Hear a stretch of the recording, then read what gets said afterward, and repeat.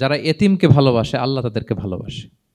এবং আল্লাহর হাবিব সাল্লাল্লাহু আলাইহি ওয়াসাল্লাম বলতেন, আনা ওয়া কাফিলুল ইয়াতীমি ফিল জান্নাতি কাহাতাইন, আমি এবং এতিমের রক্ষণাবেক্ষণকারী এইভাবে প্রতিবেশীর মতো জান্নাতে থাকব। এই দুই আঙ্গুলের মাঝে যেমনি গ্যাপ নাই, আমার আর এতিমের রক্ষণাবেক্ষণকারী তার বাড়ির মাঝখানে কোনো গ্যাপ থাকবে না জান্নাতে।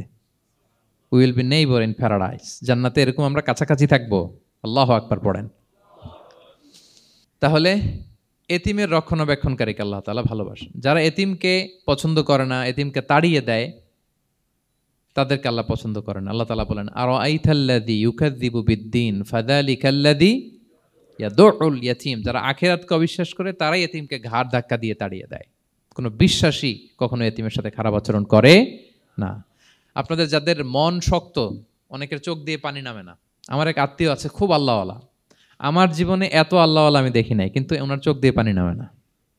বারবার এসে আমারে বলে যে, মিজান কি করবো বলো, তুমি একটু মোনাজাত ধরো। আমার মনে আছে আমি ওনাকে নিয়ে মোনাজাত ধরতাম, তো ওনার কান্না আসে না চোখ দিয়ে।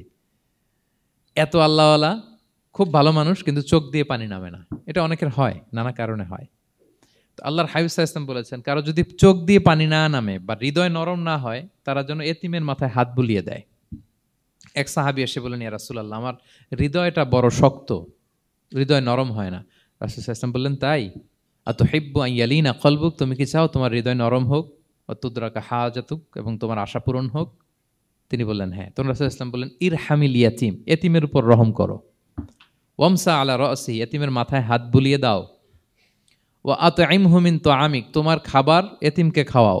তালিনু কলবুক, তোমার অন্তর নরম হবে। তুদরাকা হাজাতুক, তোমার ইচ্ছা পূরণ হবে।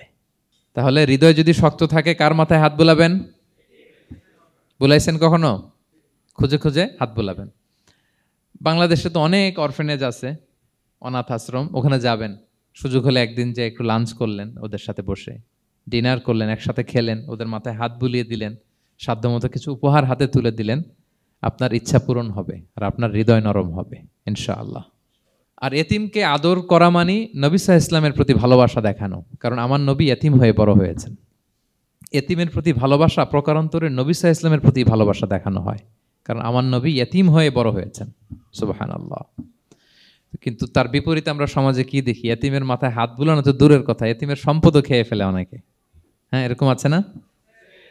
এতিমের সম্পদ দেদারসে গিলতেছে। কি যে আমাদের চিন্তাধারা! দেখবেন যে লোকটা এতিমের সম্পদ গিলে, ওরা রোজা অবস্থায় এক ঢোক পানি গিলাতে পারবেন কিনা দেখেন। যে বলেন একটু পানি খান তো, খাবে না কেন? হারাম। তো ওই হারাম কিন্তু গিলতেছে ইচ্ছা মতো। রোজা অবস্থায় এক ফোঁটা আপনি পানি গিলাতে পারবেন না, এরে কেন? হারাম।